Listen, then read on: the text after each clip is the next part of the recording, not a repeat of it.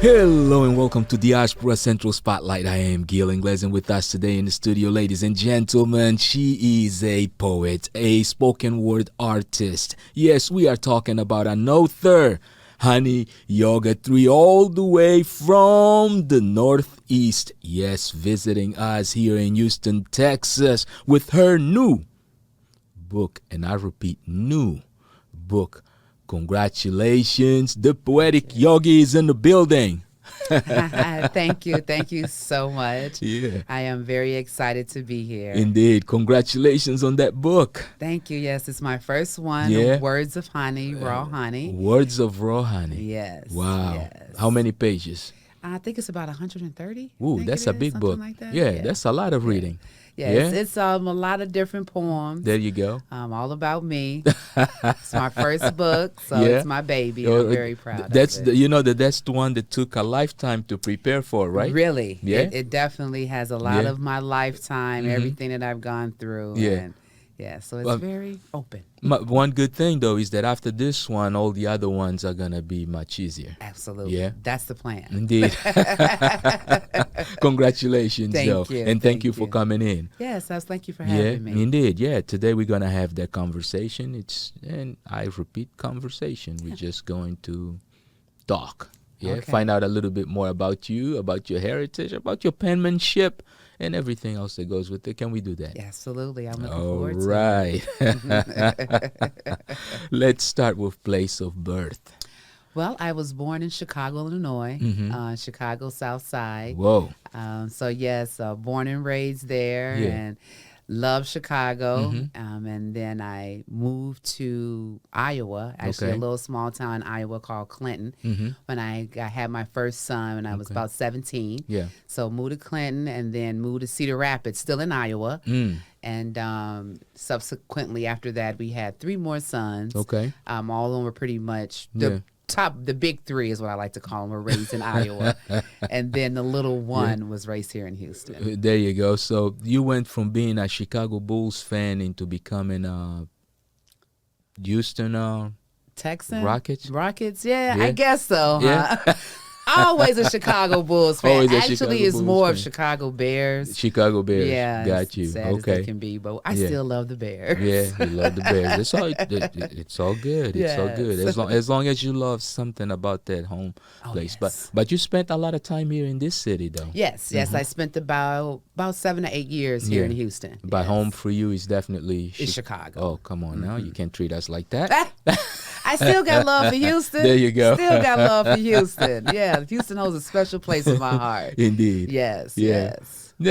We like to really have this kind of conversations because we like to go back on heritage and find out more about you, and you can share with us as much as you can. If I, for any reason, ask a question that you probably don't feel quite comfortable answering, don't hesitate not to say, you know what, I don't feel comfortable answering it, and it is okay. But it doesn't mean that we won't try. Okay. You got to try. Hey, never know. Right. Right. It's all about information because sometimes we have information that can help others, right? Exactly. Indeed, yeah. Exactly. Yeah, so born and raised in Chicago and Iowa and Houston. Yeah. So let's talk a little bit about your name. My name. Yeah. So I was born, my birth name is Eileen Mitchell. Okay. When I got married, I became Eileen Dixon. Okay. And then through this, Eileen Dixon, but before I got married, my grandmother named me Bootsy. Oh. So I was about 6 months old, and she came in from work and said, "Look at my Bootsy." And okay. so Bootsy and Eileen is kind of synonymous. Got you. So you Bootsy like Bootsy Collins. Like Bootsy Collins. Yeah, like Bootsy Collins. You play any instruments? No. No. Well, you do play the pen, though. I do play the pen. Yes, I do. I do play the pen. Yeah, that's you for play the sure. pen.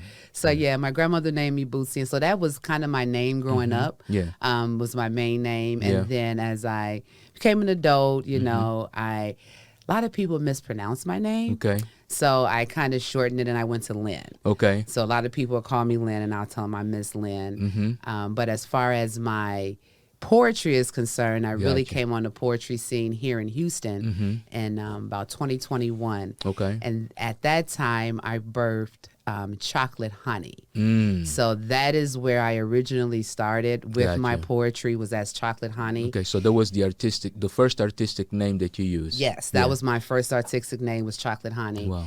And it was amazing because I literally used her. Right. It's still me, Yeah. but I used her to go on what I call a tour.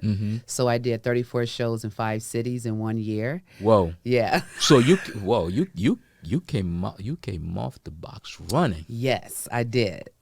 So after, but were you ever at any point, like in your life, already thought or thinking? Have you planned it previously that one of these days I'm going to become a poet or a spoken word artist?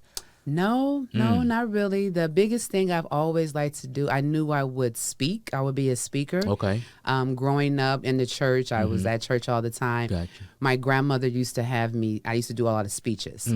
So not the normal Easter speeches, but I would do welcome speeches and anything that happened at church. I was the poster child. There you go. So with that, I don't have any problem speaking in front of people. So you're very eloquent. Yeah, I think so. Yeah. I think so. So that's one thing that I always wanted to do, is speaking and writing. So I've always loved to write. Got you. So if I could say anything, that would probably be something I could see myself doing the most. Got you. Okay, so you were telling us, so 2021 you decide that you're gonna come out, but at some point you had to kind of write that first piece. Oh yes. Yeah. Yes. So when was it? Was so it in my school? first, actually I started writing poetry in like middle school. Middle school, okay. Yeah, but it was very private. I didn't share it with anybody. Got My you. grandmother introduced me to Gwendolyn Brooks. And so she was a huge one for me. So Right. I kind of penned after her.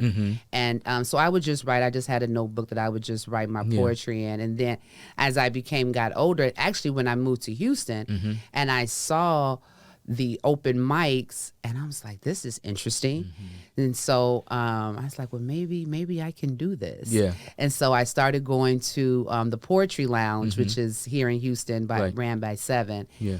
And that's where I went on stage the first time. So I used a poem that I had actually wrote.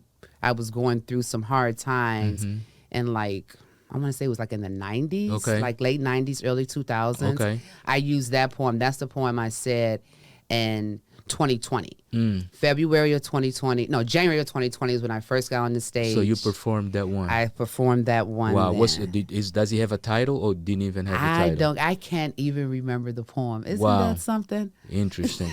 So, and you took that one. So you go on stage for the first time and you recite this I recite body this of poem. work. Yes. And it was received so well that I began writing more. Wow. Yeah, and so then it just started flowing, kept on flowing. Just kept on flowing. I was so scared Right. the first time to get on stage. My sons had to really like make me go. Wow. And everyone received me well. So no, that is a good thing, because I mean I seen your performance and your sons were present. Yes. You have a lot of support from the family. Thank you. Yeah, that's a good thing. It is. They It's a believe in blessing. you. They do. Yeah, it's a also blessing. scary maybe. No. Because, Yeah. Because it's like if you mess up, they're all there to witness it. Yeah. That's exactly. You never live it off, right? Never live it off. Like, remember that time, Mama? No. Yeah. No, they're pretty good. Indeed. They tell me I do even good when I don't know if I really did. Yeah. So. No, that's a good thing. There's always room for positive how can I say reinforcement, Yes. I guess, right? Yes. Yeah. So going to school, you mentioned your grandmother, of course, introducing you to a poet, but that's one person in the family. Were you very close to your grandmother? My grandmother raised me. Wow. So yes, I was very, very close with my grandmother. My mom was in the military when I was little, so it was me and grandma. Yeah. On the south side of Chicago. Got you. You know that here on Diaspora Central we like names. Oh. Because we never know. Your grandma could be my cousin, could be my auntie, could also be my grandma. I don't know. Could. That is true. Just, so it's Grandma June, okay. June Mitchell. There you go. And she's originally from Buffalo, New York. Okay. Oh. And I have my great grandma. So my grandma was raised by her grandma, okay, which was Grandma Rose.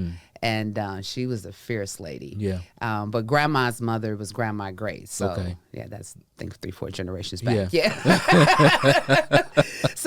So that's so come from a long line of some very strong women. My grandma had 6 children. She had 4 girls and 2 sons. And my mother was the 3rd oldest. Okay. But when I was born, you know, I was born on August 21st. My grandfather died July 21st. Oh, wow. So he died exactly 1 month before I was born. Wow. So you haven't met your grandfather? I never met my grandfather. Wow. Yes. Okay. So, but when my mom was pregnant, she was taking care of him because she was very close with him. Got you. So, and he told her while I was in the womb that I would be blessed. There you go. And said that it was a girl. She never had an ultrasound, but he told her, "You're having a girl, and she'll be blessed." So so that's my connection with, you know, my grandpa. So you come from a big family. How many siblings? I'm an only child. Oh, you're an only child. Yeah, I'm an only child from my mother. I have a brother and a sister on my father's side. Gotcha. Tanya and Michael, and my dad's Michael Singleton. There you go. Yes. Yeah, and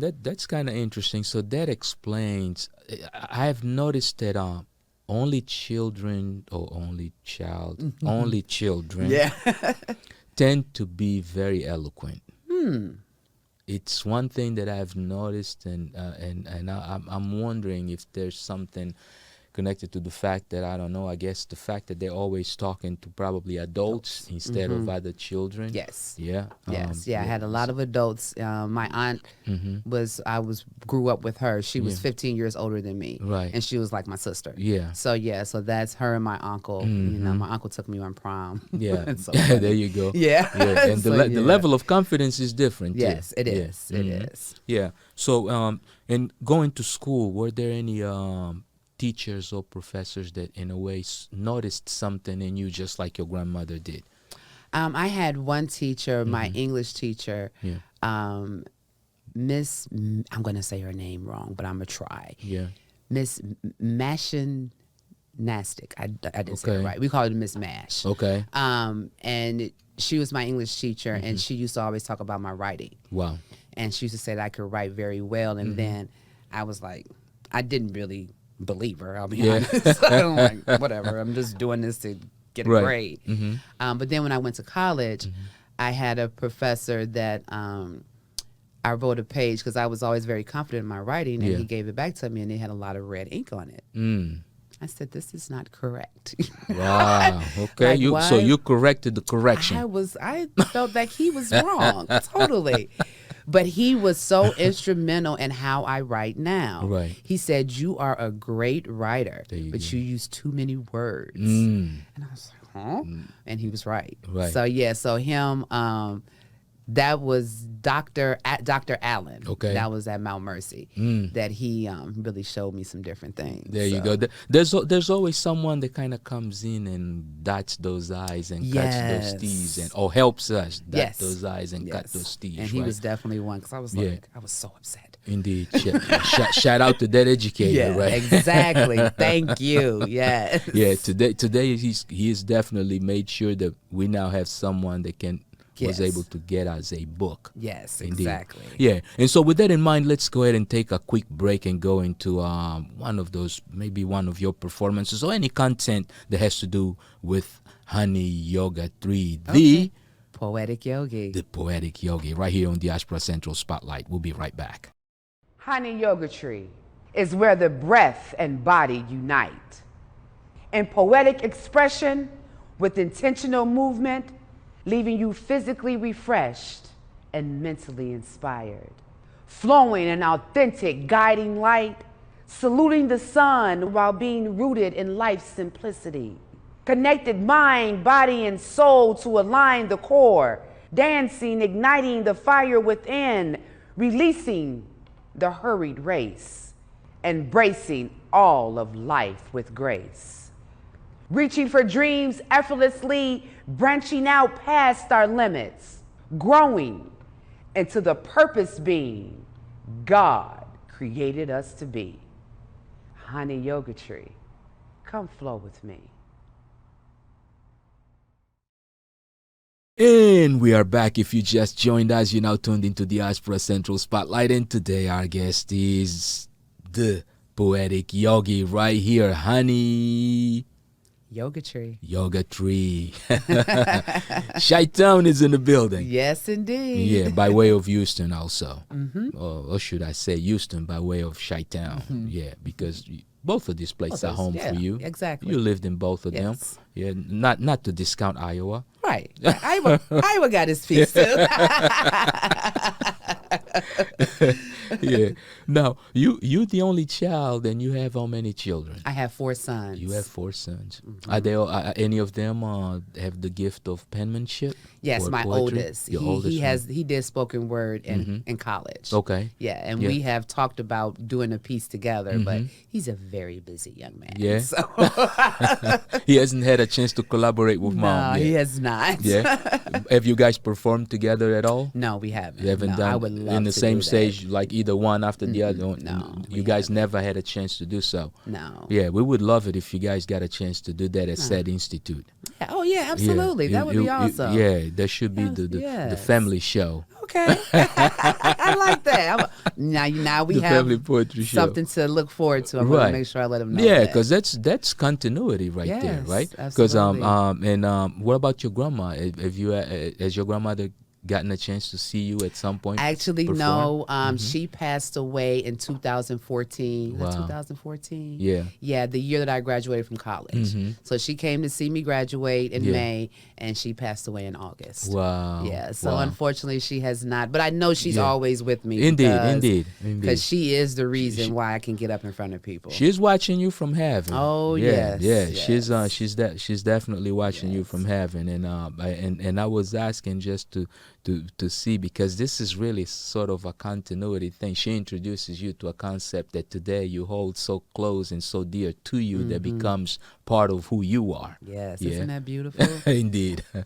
Now, hardships when it comes to being a mom and a poet. Because you're not just the mother of one child. No, you got multiple children, Yeah, and you can give their names too, because that's your opportunity to actually give them a shout out and show them how much you care and how you remember them every time you're in front of a microphone. Yes, right? yes. They are the reason that for my everything. My oldest son is Herschel Jr. Okay. He's 32 now. I think I ain't gonna try Okay. to say everybody's age, but I'm gonna try. Gotcha. Then I have Dalvin. Dalvin is 30. He just turned 30. Okay. And they're both here in Houston. Delon is in Atlanta. Okay. He is 27. He's the one I always get wrong. Okay. He's 27 to 28. The ones in the middle. And then Devon is my youngest one. He'll be 18. There you go. Yeah, so they're the reason I do it all for. There's some amazing young men. Indeed. You know, and I say all the time, I have been immensely blessed with some incredible black men in my life that really take care of their mama. Yeah, and it is very necessary, because I think that the sense of responsibility starts at home. And if you build a strong family in which they understand that they are responsible for mom, they will also later on understand that they're responsible for whoever they will marry or be with, and then the children also, right? Yes. Yeah.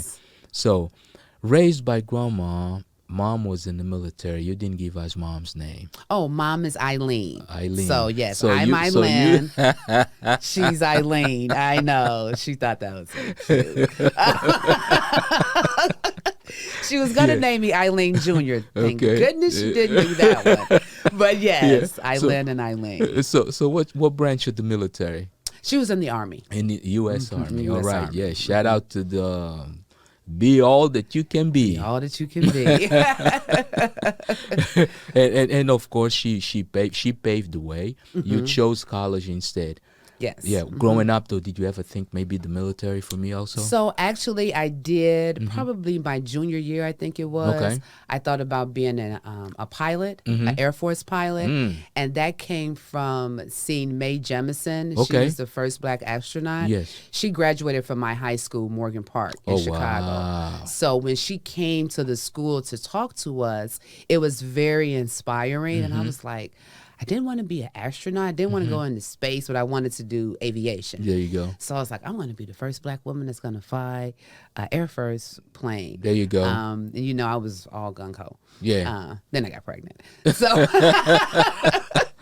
which is all right. okay. Like, Yeah. you know, it's all good. But, Yeah. but what happened, life is funny, Right. is that I started working for a company in Iowa called Rockwell, and it's an avionics company. Yes. And I was actually responsible for engineering the building of the plane. So There I you helped go. the engineer. So There- yeah, I was still in it. So you still went into what you kind of wanted to go Yes. into. Yeah, it was kinda although cool. not through the military. Not through the military. Yeah. And that was fine actually for me. Yeah, I guess, and sometimes God also knows, because around that time, probably if you would have gone in the military, you would have fallen into would've been- Iraq. That would have been yes. Iraq, I right? would've The been Iraq Iraq. War. Mhm. Yeah, Absolutely. yeah, that would have been the Iraq War. He knows Yeah. how to do what There he you needs go. to do. There you go. Yes, And absolutely. And it is definitely a good thing. Now let's get on that book. Oh, yes. Yeah, Yes. the one thing that brings you here. Yes. Yeah. The how can I say, the honeycomb, I guess, right? Yes, yes, words of because honey. it holds You the got honey, the right? honeycomb. That's the honeycomb that holds the honey. And it holds the honey, and Yeah. it's just dripping over that book with all those words. So it's words of honey. Yeah. Yes. Now, when you get the name, the Poetic Yogi, of course, you didn't even start with that name. You started with chocolate. I started with chocolate honey. Chocolate Yes, honey, yes. and then you go from chocolate honey to the Poetic Yogi. Yeah, how does that transition happen? So that's very interesting. So what happened is that probably in 2020, my kid's father passed away. Okay. And it was pretty traumatic. And he was the third person, like my third big person that like really knew me. Yeah. First it was my grandmother, then it was my aunt, then it was him. Wow. So I was kind of upset, to say the least. Gotcha. So probably in about the end of 2020, probably about September, October, I asked God to remove the anger. Yeah. Remove the anger and remove the grief, because I was just mad at everybody. And during the process of him answering that prayer, I began this transformation. I started eating differently. I became a vegan, and that's when I got introduced to yoga. Yeah. Meditation was huge for me to really be able to focus and get out that anger, you know, take it someplace else.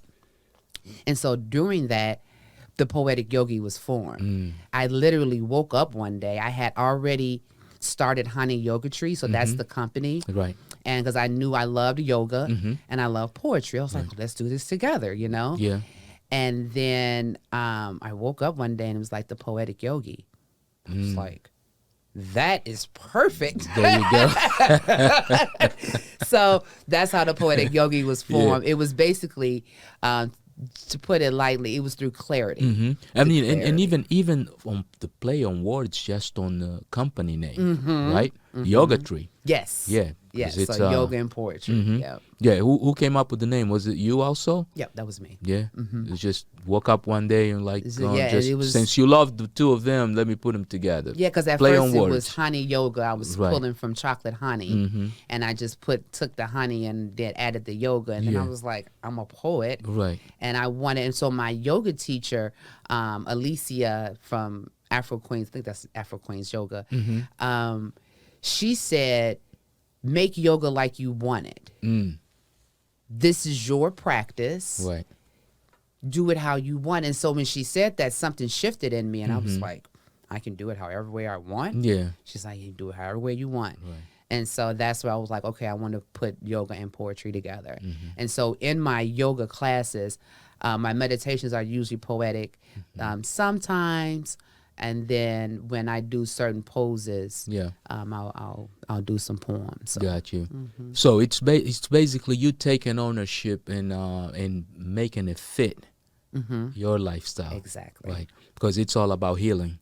Yeah. And a lot of times we try to fight the traumas that we go through instead of actually accepting them and then healing through them. Yes.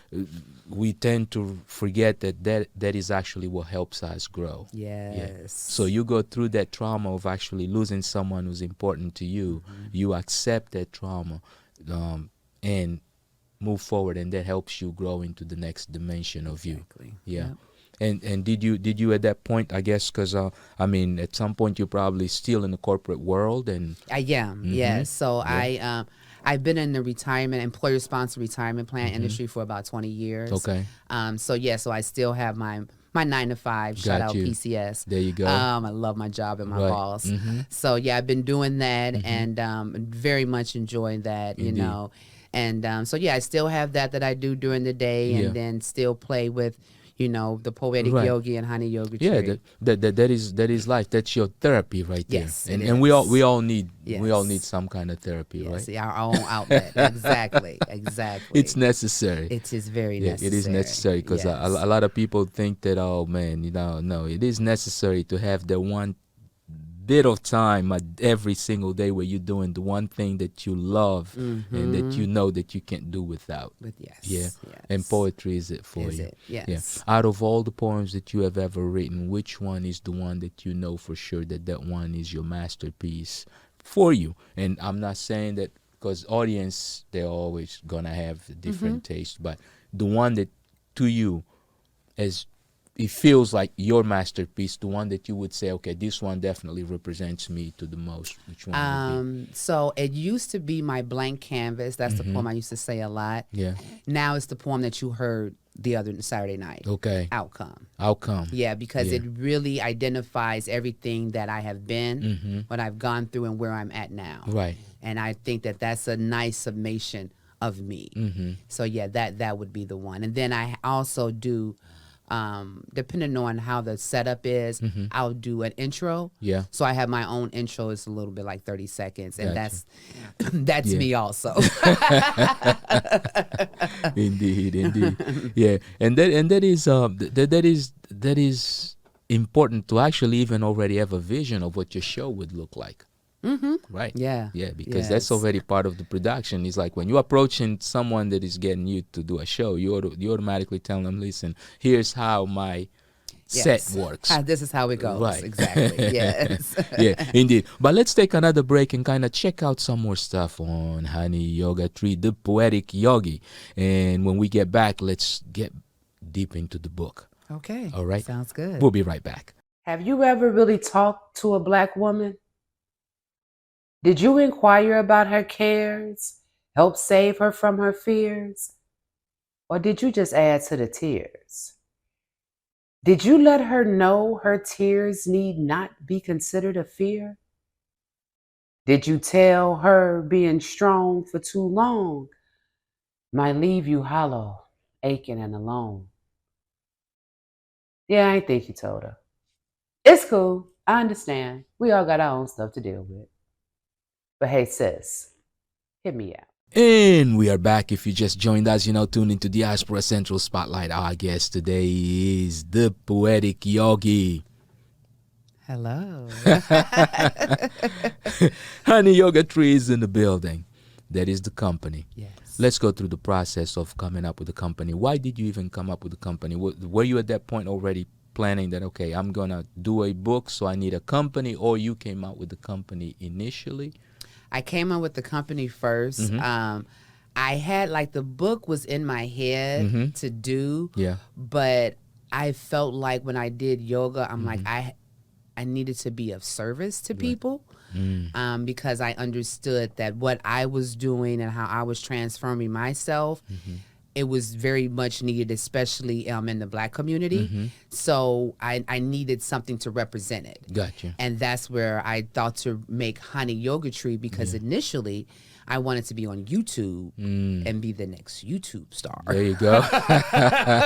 You were going for a YouTuber, huh? I was going to be a YouTuber. Hey, and you still can. I still can. You still can, because it's work. It's part of the process. Yes. I mean, you gotta start with some kind of a product. Now you have a product that you can promote. So once you get all the views and the subscriptions, you can also push the product.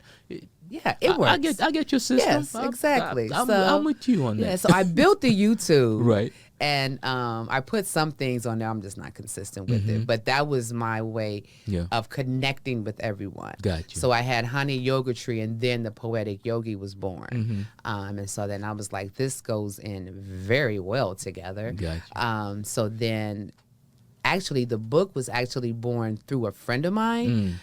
She's also the publisher. Yeah, you got to give us names. Tavana Elliott, Lady V at Elliott Publishing. Thank you, sis. There you go. Wouldn't be here with this book without you, honey. Her and I were talking. We were in a women's group together, and she said, God has been telling me that you have a book in you. And I said, It was I was like, how you know? Because I hadn't really told her anything about it. She knew I was a poet, but like, she don't want to write a book. Yeah. And so we started talking, and before I knew it, I was like, well, let's do it. Yeah. And so I went on ahead, I set myself a deadline, and we got it done. Now, during that time, did you at any point kind of connect back to what your grandfather said? I always do. Yeah. Yeah, I do all the time. Anytime, when I look at my kids, I think about what he says. And even in the struggles of life and the challenges, that's what I lean on. There you go. I lean on knowing Grandpa said I was going to be blessed. There you go. So God, I'm just going to lean on you and go through this, and it will be better. And it has shown. I'm telling you, I'm immensely blessed. I've gone through it. Yeah. But I wouldn't change anything. Right. I think that triggers growth. Yes. Right. Yes. It's like a hardship. It's pressure makes diamonds. Amen. Right. Yes. you can get a diamond if you don't have pressure. You have to have pressure. Yeah. So you gotta go. You gotta go through that fire. Right. Yeah. So you come out shining bright like a diamond. There you go. And sweet like honey. Yeah, sweet like honey. There you go, Gil. Yeah, because to get to that honey, you gotta fight the bees. Yes, you do. And they busy. And they busy. Buzzy and busy. Yeah. Yeah. So it is, of course, you make the determination to publish this book. You mentioned that you came up with a deadline. Now, are you one of those very structured individuals that you kind of pick up and you line up all your dots and then get it done? What's your structure? I'm trying to kind of unpack your process here. There's no structure. I was getting ready to say, I thought I thought I was about to meet this one creative that is like so regimented, because you were like, I came up with a deadline and then bam, you got the book. Yeah. I just did the deadline to make sure I did it. So that was there was pressure to you. Yeah. You basically psyching yourself by saying, you know what, I got to get this thing done by here. You setting a goal. I set a goal, and I had to hold myself accountable. There you go. So I kept it in my face all the time. So my biggest thing was, every Saturday, if I couldn't do anything else, Saturday mornings, I went to the coffee shop and wrote for 2 hours. Wow. So you even created an environment. Yeah. I had to create that environment, because what I would do is I would literally look outside and write poetry. Like I have one in there that says sipping tea, writing poetry, and I'm at the coffee shop, and that's what the poem is about. Yeah. So that was pretty much my process. And then I went through a lot of my notebooks and grabbed out some old poems and kind of redid a few, and just kind of did that. And then before I know it, I was up to, because I had so many, I think my limit was like 50 or 60 that I had. And then I got to that number and I was like, whoa, I did it. Yeah. So it's like just having that consistency. I just had to keep. Now, don't get me wrong. I didn't do it every Saturday, but I made sure that I made a point to do it. Even when I didn't do it, I would make up time for it. Got you. Yeah. So the fact that you go back to check even previous work that you already had in your notebooks, how far back did you go? Like, what is the I guess I would say, what is the oldest poem that you went back and revisited, and how old were you approximately when you wrote it? The oldest poem I think would have been when I was 19. Okay. Yeah. Yeah. Yeah, it was when I was 19. I went and revisited that one. And I just, I don't think I put it in the book, though. Okay. Yeah, I think that was one. I don't think I put that, but I did go back and look at it and revisit it. And and check it out. Okay. And which one is the oldest one that you actually ended up publishing? The oldest one I ended up publishing it was in from, I think it's 2014 was that notebook. Okay. Yeah, I was still in Iowa, so it was 2014. Wow. Yeah. Wow. So you and what was it like when you opened this poem that you wrote a while back, and did you modify much? How many changes? I didn't how much make a did you lot change? of changes, but I have changed a lot. Gotcha. I noticed that who I am, like even the writing, Your writing style. my writing style. When I read the words, I remembered me then, and some of the pains and the things that I was going through at that point. And I was like, wow, you've grown a lot. Got you. Yeah, so it was very nice to see the growth. So so emotionally kind of delivers you. Yes. Yeah. Exactly. Yeah. Frees you up. Yes, it does.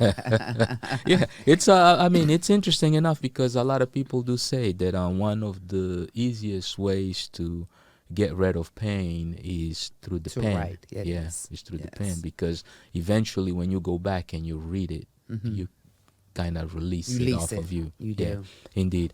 Now, if you had any advice to anyone who was trying to who may have gone through the same things that you've gone through, or is going through life, because just life alone, I mean, you mentioned having your first child when you were very young, going through that, the fact that you were thinking about trying to go into the military, all of a sudden you're now expecting a baby, but you still got to make life work, and you end up still going to college, graduate from college, still holding a corporate job, raise a family, and maintain the innermost important thing in you, which is your poetry alive. Yeah. If you had to give advice to someone who's going through that right now, what would you say to them? It's okay to not be okay some days. Yeah.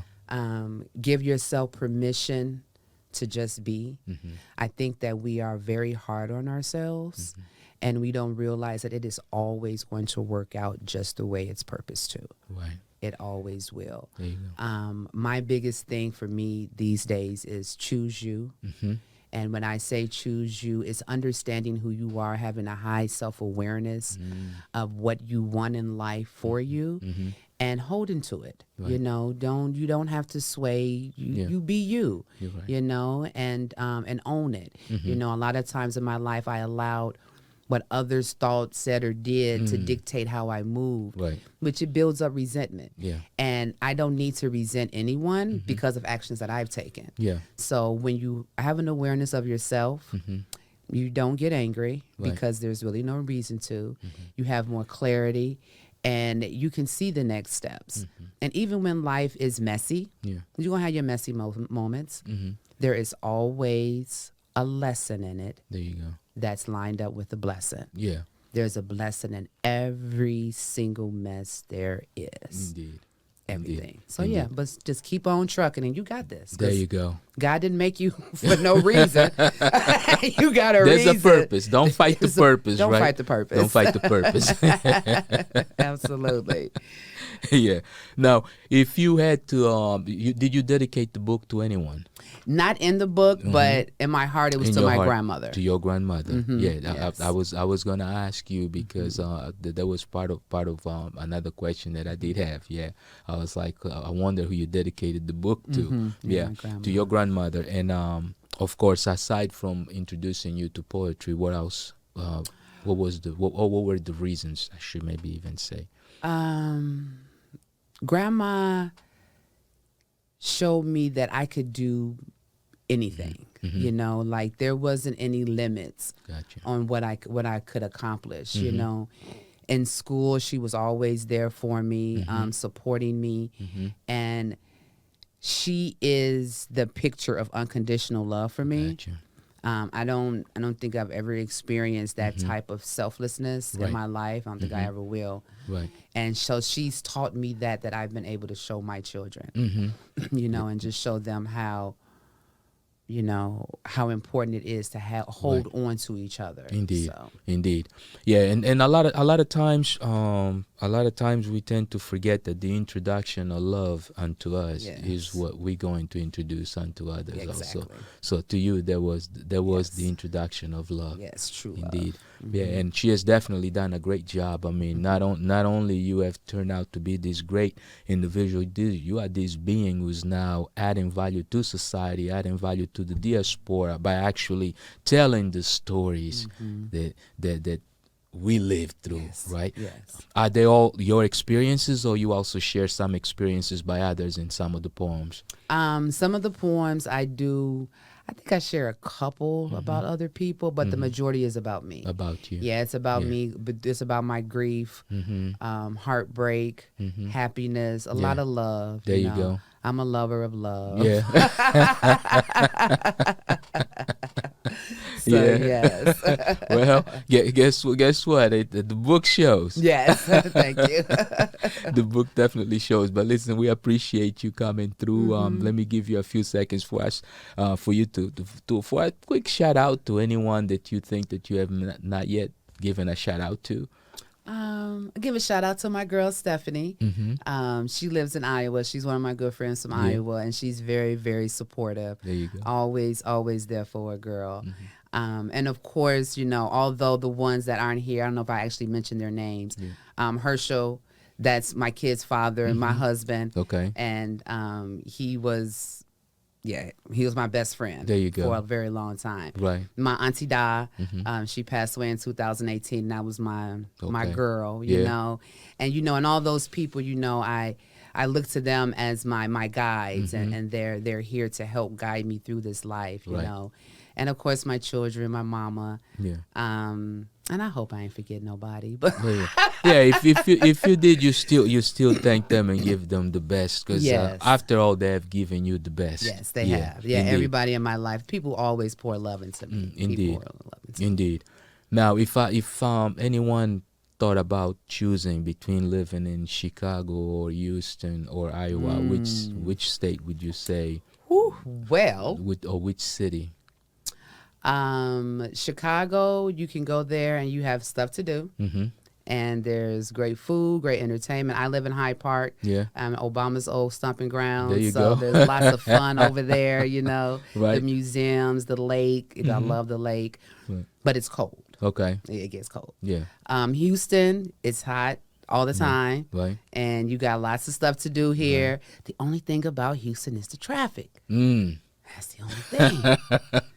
But Houston cool. Houston cool. Okay. Iowa, if you want to just be quiet, and just go ahead. But if I had a choice, it would probably be Houston, just because of the weather. Yeah. I wish it was a little bit smaller. Right. But I do love Chicago too. Yeah. So that's kind of hard for me. It's hard Gil. for you. That's hard. That's hard, Gil. I had to put you in the hard spot. After all, you couldn't be that soft. I already know hardships make you grow. Yes, it does. That was a tough one. I'm just kidding. But I definitely appreciate you coming through. Yes, it was very nice. It's been a great pleasure. And for anyone that needs to have access to that book or to contact you via social media, where would they go and how would they get in touch with you? Absolutely. My book is available on Amazon. It is Words of Honey, Raw Honey by the Poetic Yogi.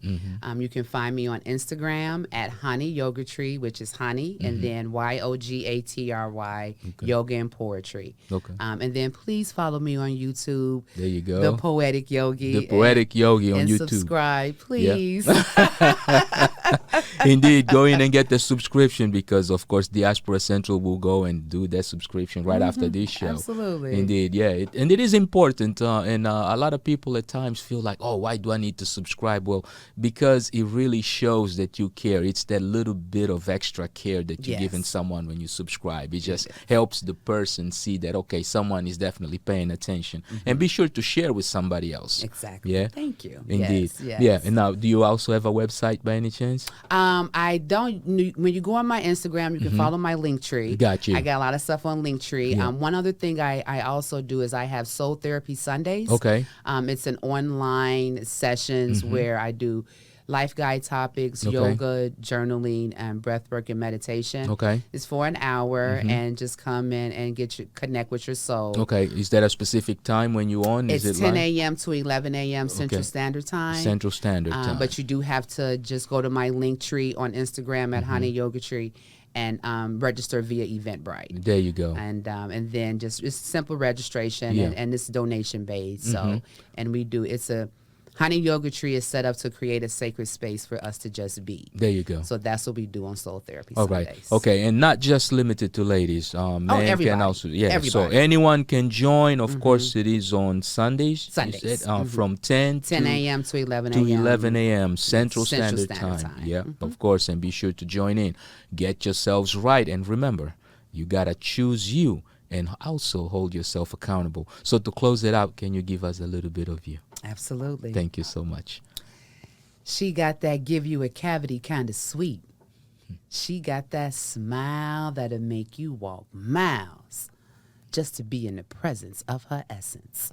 Her words of honey stick to the spirit, sweet to the soul, and healing for those bones.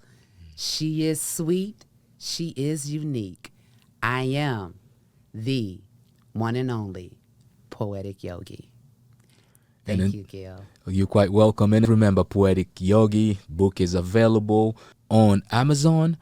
You can also follow her on Instagram. And in case you forget any of that, of course, you can always follow us right here on diasporacentral.net. And remember, choose you. Yes. And hold yourself accountable. Until next time, peace.